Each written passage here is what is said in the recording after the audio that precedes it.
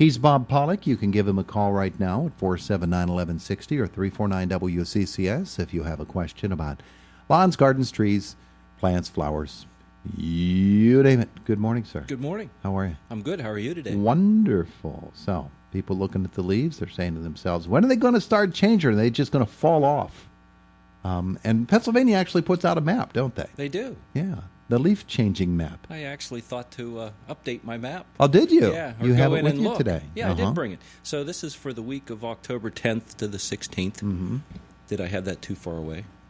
No, you're fine. Microphone. Okay. No, you're fine.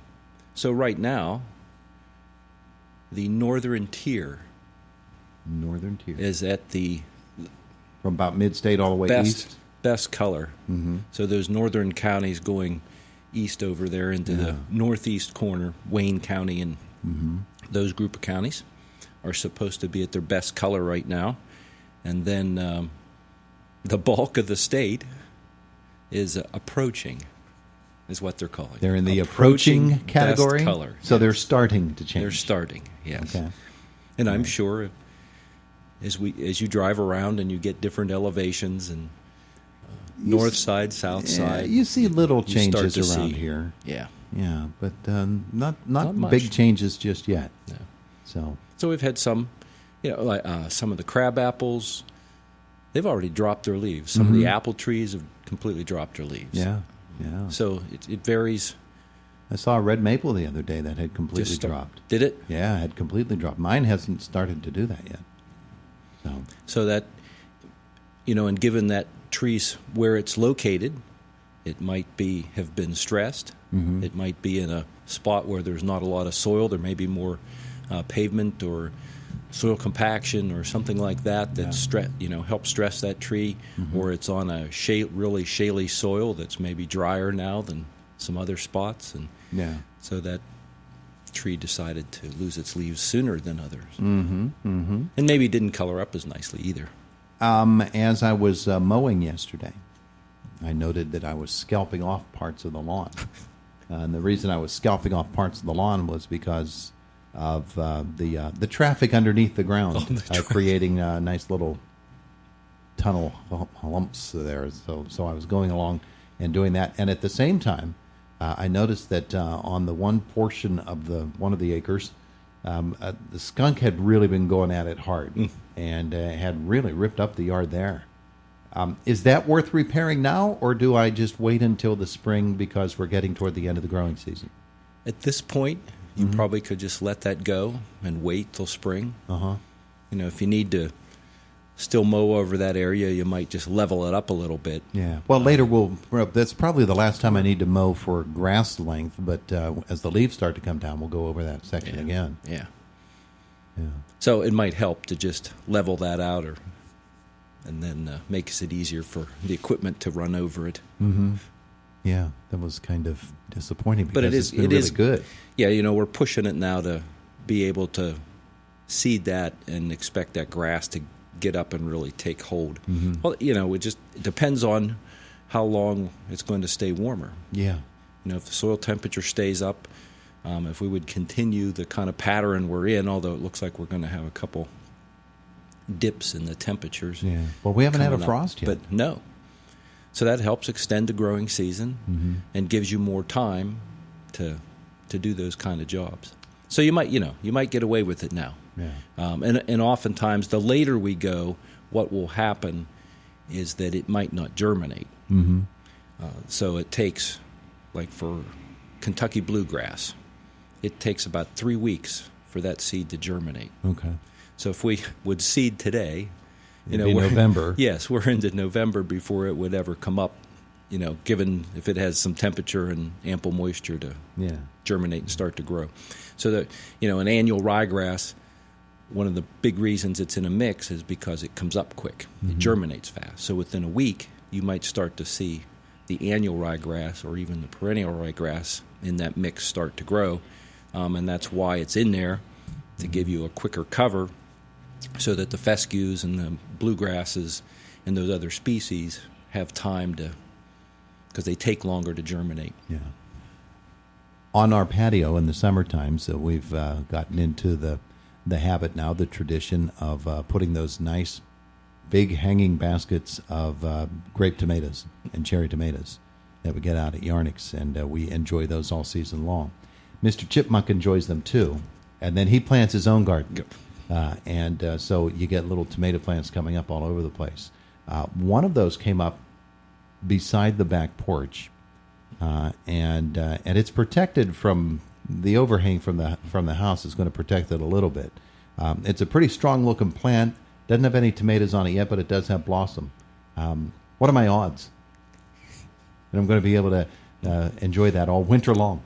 Oh, yeah. Maybe not winter long. All winter long. That I'll get a tomato off of it. A single tomato. That's all I want. You got some spare two-by-fours and things around that you can build a little greenhouse around it. Well, he's been planting garden the last couple of years and helping us out. But, when you get those late-season tomatoes, they're a bonus, and you'd like to get some fruit off of it. Yeah. So you might get some off of that. Mm-hmm. Still might be time. And if you build a little hothouse around it, you might even greater improve your chances to have that happen. I'm not going to do that.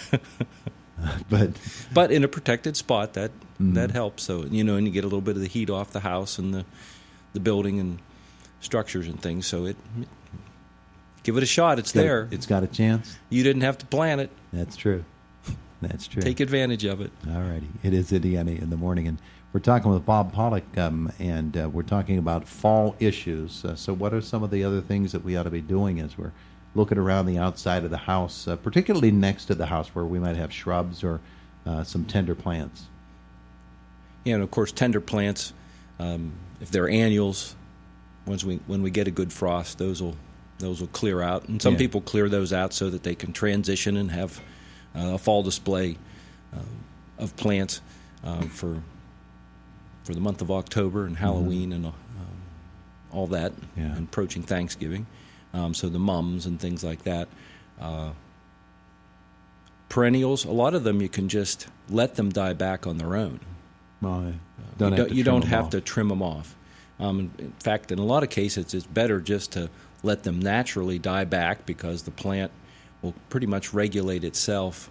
If it can keep growing for a while, that helps put more energy into the crown and root system of that plant, store more energy for next year. Mm-hmm. When we clip that off too soon, that can stress that plant if it wasn't finished growing or needed to store some more energy for the winter. Mm-hmm. It won't be able to do that because it doesn't have leaves on there. So leaving them is better. If you get like daylilies, for example, or some of those types of perennials, some of the foliage will die back. So you'll get brown leaves, and then you'll still have green ones. Mm-hmm. So you can go in and you can clean out those ones that are brown and dead, get that cleaned up, and leave that other foliage there to help keep the plant going. Yeah. And then when it does die back, take it out. And then, of course, in the daylilies, you get the seed stalks, where the flower stalks were, and those tend to just brown off, and then you can clip those off, pull them out. They'll usually just, you can grab them and they'll go. After last year's zinnia crop came up and they were so strong, you advised me, to take those seed balls in the middle of them, where you can get about 100 off of one flower. You said, just, once the frost kills them off, just take those, put them in a container, and next spring you're going to have a lot of zinnias. Boy, do we have the zinnias, which means that, boy, we're going to have all kinds of seeds. So, next year we're probably going to rim the whole garden with the things. There you go. Because they're so tall and they're so strong and so pretty right now. And I noticed, we were talking with the bee lady a couple of weeks ago, I noticed the bees, now that there are no hummingbird feeders out, there are other flowers are dying off, the bees really love those zinnias. Yeah. Yeah. It's good stuff with the bees right now. They're enjoying that. And that's a good reason to plant a variety of plants, and plants that some will bloom all summer long, some just tend to bloom in certain months, and you can actually set up a schedule and plant things by the month that they bloom. And perennials are especially like that. More of the annuals tend to bloom all summer long, although there's perennials that'll do the same and continue to do that. But that helps provide food and a source of food for a variety of insects. Which is what she was talking about. Yeah.